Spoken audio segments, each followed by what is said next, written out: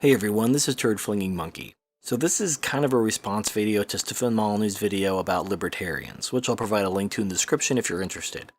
He basically accuses the libertarians of being hypocrites because they don't agree with him about spanking, and they're not non-aggression absolutists. Now, in an effort to present the other side of the argument, I'm going to give you my reasons why I don't have a problem with spanking, and I am not a non-aggression absolutist. And the reason why is, there may be times where that is the only tool left in your tool belt. Dealing with a child, for example. There may be a time when the child will simply not listen, when you have no other choice but to use force.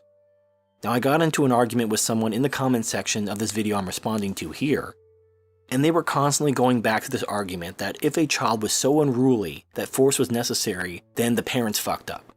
Yes, I agree, the parents fucked up. So what do? The child is out of control.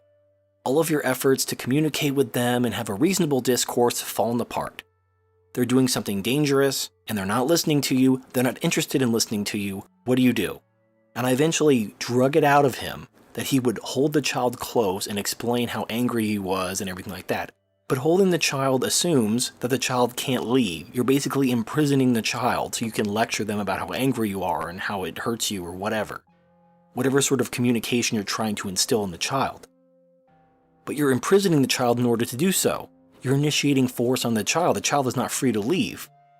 And trying to withhold privileges from the child, like, oh, well, the next time the child wants something, I'm going to say no, and that's going to... We're talking about children. They have the memory of a goldfish. They're not going to remember something they did weeks ago when you bring it up to them when they want ice cream. And Stefan's counter-argument to this is that, well, if it's okay to hit children because that's all they understand, then it should be okay to beat people who are demented or have some kind of mental problems. And to that I say, yeah, it is okay to beat the shit out of them if that's all they understand. If they're doing something dangerous, and all they understand is an ass whooping, then you whoop their fucking ass.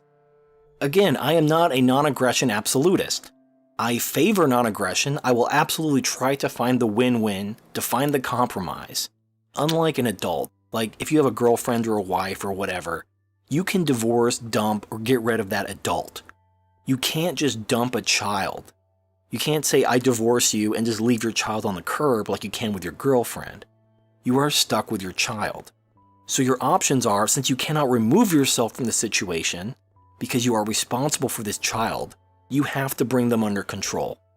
If you try communication, if you try compromise, if you try using carrot and stick rewards and punishments, and nothing works, and they are a danger to themselves, possibly a danger to others or yourself, and you cannot remove yourself from the situation because you would be abandoning the child, it is rational to use force to establish your authority.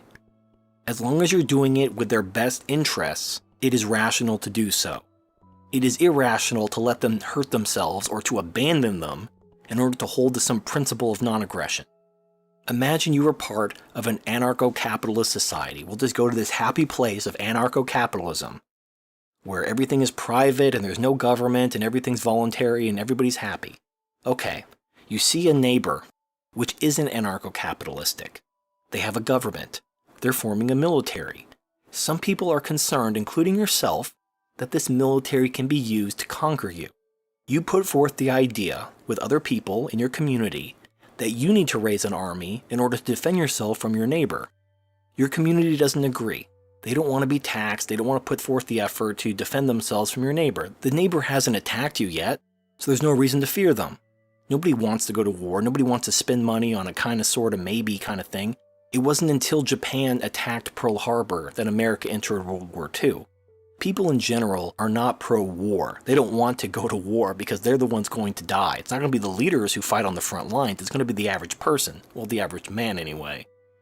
So you and other like-minded individuals try to convince people to raise an army to defend yourself. And you can't do it. You only get a small amount of people to agree with you. But you can't fund a military on your own. At this point, you have several options. You can simply go back to what you were doing and wait until your neighbor inevitably attacks you, at which point you lose your liberty. You could try to take away the liberty of your fellow citizens in order to force them to pay taxes in order to fund the military. That would be a little counterproductive to your principles of liberty, but it would solve the problem of you being invaded by your neighbor. You can defect to the neighboring country, but you'll lose your liberty that way because you're now putting yourself under the authority of this other government. And then the final option is you can attack them preemptively, before their military is fully operational. You know, like Star Wars style. Just take your little teddy bear army and attack the shield generator. Pretty much all of these options involve either the loss of liberty or the initiation of force. So which do you value more? Your principle of non-aggression or your liberty? One of these is going to have to give way. And if you are a non-aggression absolutist, you are going to lose your liberty. I value my liberty. I'm a liberty absolutist, not a non-aggression absolutist. And that doesn't make me a hypocrite, because a libertarian believes in liberty. I'm not a non-aggressive-tarian, I'm a libertarian.